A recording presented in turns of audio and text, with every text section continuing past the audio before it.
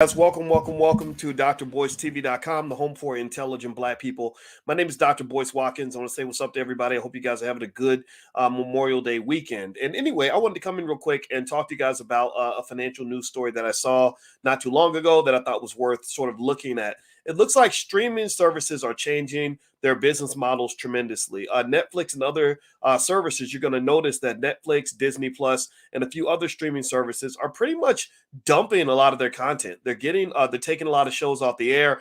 Before, you thought that if you watch Netflix, you would see a show and it would just be there, especially if it was like a Netflix original. Well, that's just not true anymore. Now streaming services are just getting rid of stuff, and the question is, why are streaming services getting rid of their old business model? Why are streaming services dumping shows that were sitting on the air all that time? Well, it's for one reason. One reason, the word is royalties. Basically, when you put a show on the air, you have to pay royalties to the people who created that show. And streaming services are finding that they can save millions of dollars by cutting out the royalties. And so anyway, if you stick around to the end of this video, I'll give you a stock pick that I like for this week.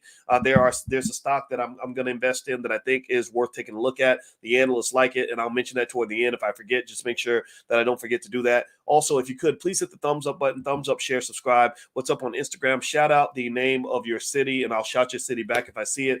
I see Cynthia from Flinttown, Michigan, Justin from NYC, Dr. Conrad Bingham. How you doing, brother? Good to see you again.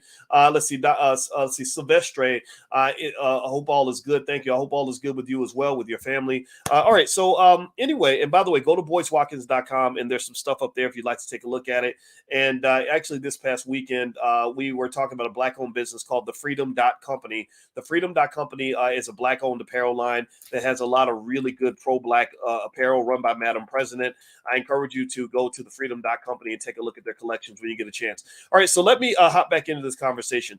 So in the beginning, I was mentioning to you guys that your Netflix is going to be changing. Basically, Netflix has announced that Netflix, and not just Netflix, there are a ton of companies out there, streaming services. And by the way, I'm gonna put the Freedom Company's apparel up here so you can just take a look at it. They have James Baldwin t-shirts and Mixed with Melanin and God, Harriet Tubman shirts. So feel free to go to that website. I'll leave it on the screen.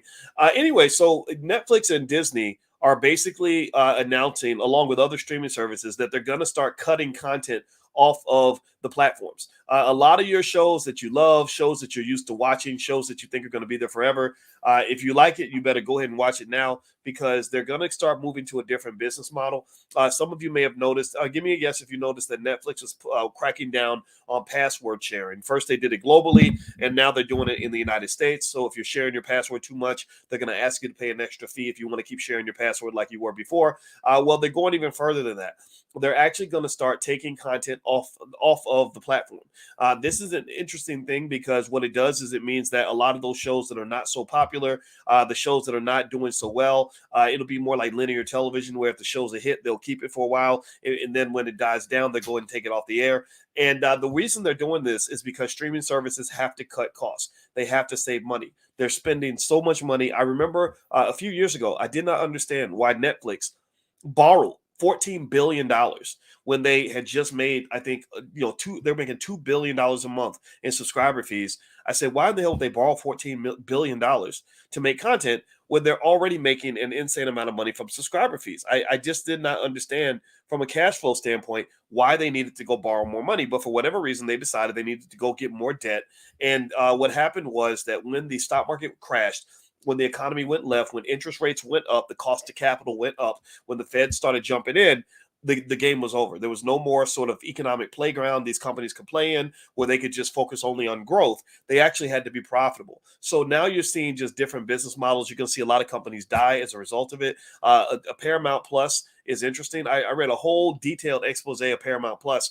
Paramount Plus saw rapid growth in subscribers, largely because of one show and one writer. And the show was Yellowstone and all of the spinoff shows. And the writer, I forgot the writer's name, but maybe if you know his name, put it in here. But anyway, there was one writer who wrote Yellowstone, but he also wrote spinoffs of Yellowstone, 1932, 1923. 1883. And he also wrote, I think he played a part in The King of Tulsa and The King of, or the something, Jamestown, or I can't remember the name of the show. But anyway, he wrote a bunch of their shows. And what was going on was they were pretty much spending and like crazy and giving him whatever he wanted. So it's interesting because they kind of got the gift and the curse. In economics, we call this the winner's curse. They were winning because they had all these subscribers, but they were losing because when they issued their quarterly report, Paramount lost $1 billion. So the investors are like, look, we know that these shows are cool. We're happy that you got all these subscribers, but these subscribers cannot come at any cost because that's just not good business. In fact, if I look at Paramount Plus stock or Paramount stock, I don't think that the trajectory is going to look very good. I'm trying to look at it real quick and just see. Oh Lord Jesus! Oh my God! Oh, oh my Lord! Oh Lord! I almost my heart stopped for a minute there. Heart stopped. Let me show y'all Paramount Plus stock. I'm gonna put it on the screen right quick. All right. By the way, if you're watching drboystv.com, the home for intelligent Black people, look at Paramount stock. Look at now. Think about this. This is right when they had the greatest amount of growth in their subscriber base, like in history. That stock fell like a brick. That stock fell like Milli Vanilli. Look at that. And I want you to understand this is against the backdrop of a stock market that is doing extremely well. Most of y'all that are in our stock market classes, we meet every Tuesday, by the way. If you want to join, just go to my website, boycewatkins.com. You can do a free trial. If you got to learn how to invest in the stock market, I'm telling you, this is the difference maker in terms of wealth. But you got to do it the right way. Don't follow your friends' get rich quick schemes. You got to be willing to get rich slow. But if you're patient and you are intelligent and strategic and not greedy, the stock market is a great way to make money. Anyway, look at that. Look at that stock. So how would you feel as a shareholder if they're telling you, oh, look, we got all these subscribers. This is so great. But they lost $1 billion. That's just messy. That's just messy. That's messy. That's like they're spending money like rappers. That's like rapper finances. You know how rappers are like, I got 100 grand, and I spent 100 grand at the strip club. Right after I got it's because I can make another 100 grand for my next show, and I'm gonna spend that at the strip club too. That's kind of what these streaming services are doing. They're spending money in a very financially irresponsible way, and Wall Street is basically taming them. They're reining them in right now, and that's why you're going to see a lot of the content from Netflix, Disney, Hulu, and some of these other services disappearing because they realize that they could save tens of millions of dollars just from the royalties alone. Literally from the royalties. And right now, there's also a writer's strike. I work a lot with Madam President, who runs that company, by the way. That's her website, thefreedom.company, where she has her apparel line. Everybody should go check it out. And she is the only person I know, Madam President is the only person I know who has actually worked at Tyler Perry Studios. She's worked with Ava DuVernay, Oprah Winfrey, Tyler Perry, and 50 Cent. And Madam President, I'm gonna put her picture on the screen. She's actually in our movie. We're making movies too, and she's mentioned to me that because of the writer's strike, a lot of writers lost their opportunities, lost their jobs. So as a result of this, I think that these streaming companies, I think a lot of these Hollywood studios are going to start dumping these writers and start using artificial intelligence. I think that they're going to start incorporating AI into their business model because what's interesting is that these companies that look like they're balling, they look like they're making money, they look like they're just on top of the world, they're not doing so great. Some of these companies are not making money. Now, Netflix is not in that category. Netflix is operationally efficient. By the way, that's Madam President. If you ever want to go look her up, you should follow her. That's her website, thefreedom.company. Anyway, with Netflix, they've done a great job. In fact, the way I showed you Paramount Plus stock or Paramount stock, let me show you Netflix stock, and I'm going to show you the difference between a smart streaming service and a dumb streaming service. So if you looked at before, you saw that Paramount stock basically just went straight to hell, and the shareholders are livid because they're just losing money hand over fist because they're the board of directors and their CEO are just abusing them like stepchildren. Well, Netflix is doing the opposite. I'm a big owner of Netflix stock, and let me tell you, my wife gave me a lot of extra kisses because, as you can see, Netflix made us a ton of money. Netflix stock, if you look in the last month, it's gone up just 17% in 1 month. It's gone up 24% in the last 6 months. It's gone up 28% in the last year. Year to date, it's gone up 91%.